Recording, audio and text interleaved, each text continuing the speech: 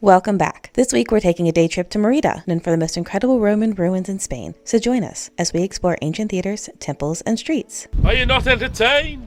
Welcome to The Right Life. We're Catherine and Edward, a married couple based in London with a passion for travel and experiencing the world together. On our channel, we share our adventures from uncovering hidden gems to learning about new cultures and discovering amazing historical sites. Join us as we explore the world.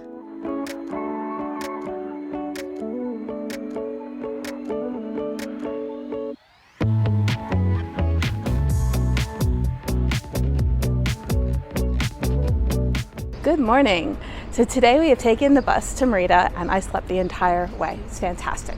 The reason to come to Mérida is because there are a ton of Roman ruins here, and I've read some of the absolute best Roman ruins that are in all of Spain can be found here. We've just crossed the bridge from the bus station rather. And the first thing we found wasn't even on my to see list, which are some Roman walls behind me, as well as some dwellings. I think the sign said there were 11 or 12 dwellings that they have found all of or parts of. So let's go explore.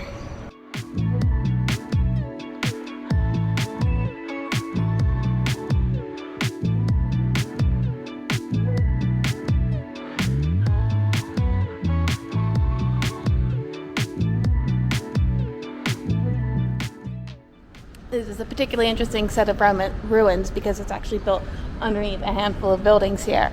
And this stone here behind me is particularly interesting because not only is it a cover for a sewer, but it was used to control traffic and the speed of traffic on this crossroads here, which means it's a Roman roundabout.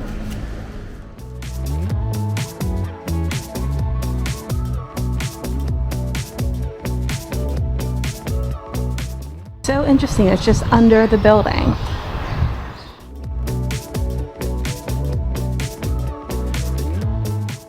Things you can't explain about Spain. Yeah, you can get a beer, but you can't get a sandwich until 12. And it's 11:30. Epic breakfast at this place.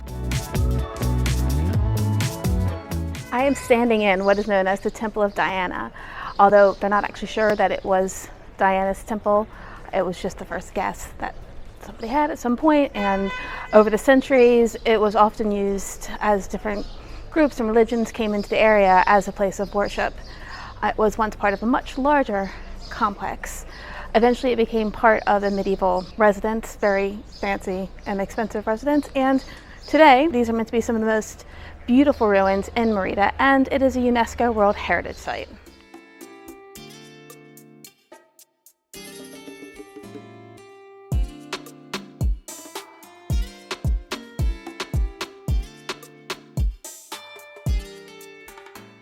What have we just paid for then if all this is like this?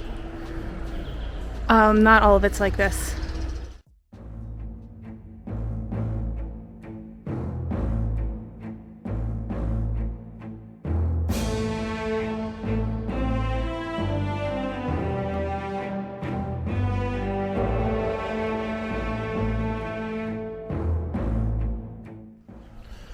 Where are we at the moment? Oh.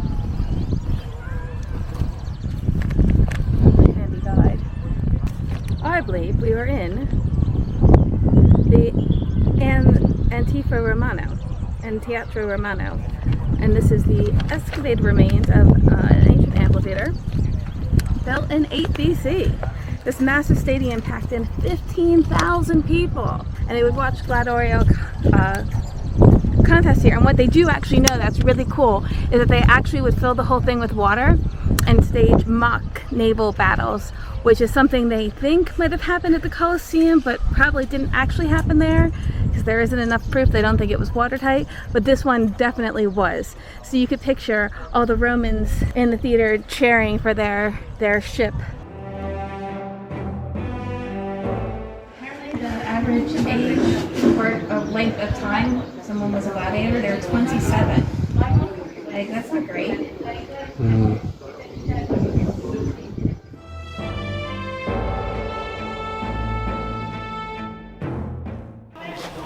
Anything in there? I feel the need to go in.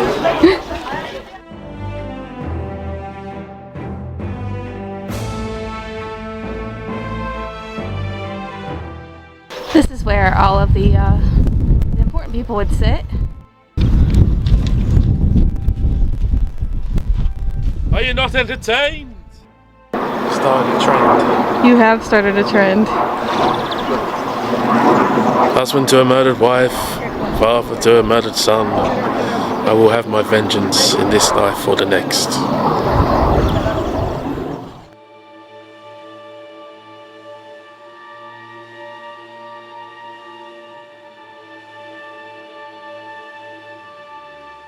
Behind me is the Roman theater, the best preserved Roman theater in all of Europe. It was built in 16 BC by Agrippa and rebuilt after a fire during the reign of Hadrian. And it's so well preserved, so complete, that it's so easy to sit here and imagine some sort of play going on. I'm so impressed. You know, we did some Roman stuff in the UK during lockdown, or you know, semi-lockdown or what have you, but it's been a really long time since we've seen anything like this, and I think that I'd be impressed by 2 columns, but what I've got is an entire wall of a theater. And what's so interesting is I know that the Romans did still know and recycle a lot of the old Greek plays, and the gods, when they appeared, because most of the plays or histories are about the gods, they would actually come up from the top, so there would have been remains of a pulley system somewhere. I don't know, if you could just time travel anywhere, wouldn't it be like this spot 2,000 years ago?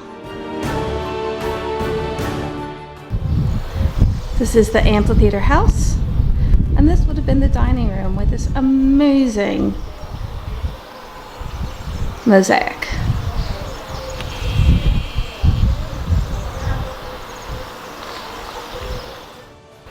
The baths.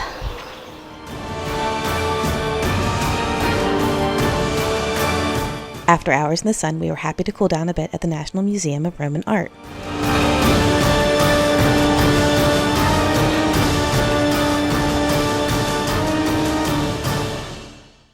We have here a map of Roman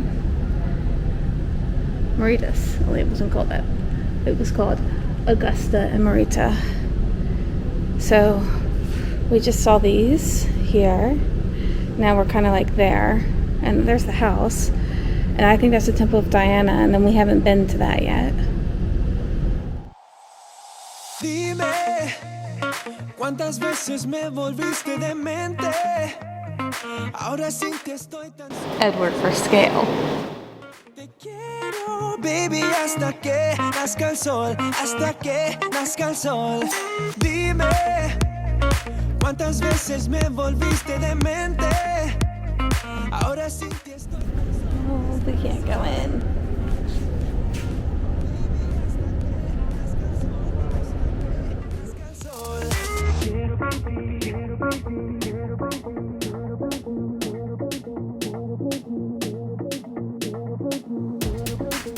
How cool is this mask?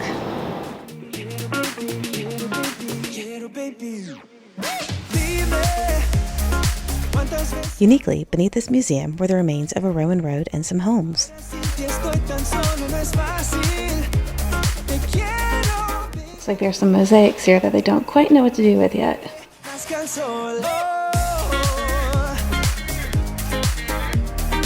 This house behind me is known as the Mythrias House, not because of anybody who lived here, but because they also found an underground cave dedicated to mystic religious worship. And this house is best known for having absolutely fantastic frescoes, which we're going to go and explore now. And they actually, where I'm standing, is the only wall that's been excavated so far. So they don't know how big all of this actually is. This hard-to-see mosaic represents the myth of the origin of the Roman universe. To the left is the sun, to the right the sunset, and the snow-capped mountains represent the limit of the Roman Empire. This picture might give you a better idea of what the mosaic looked like.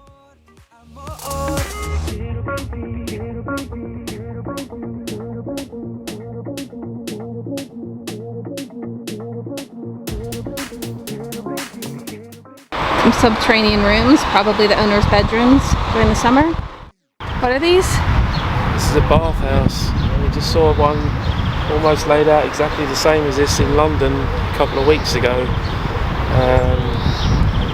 So you've got the different plunge pools, and then you've got the underground showing where the underground heating ducts were and all that. Basically move from one room to the next before you get scraped down and go home. What's your favourite part of a Roman bath? I don't know, probably the plunge pool. Nice and cold.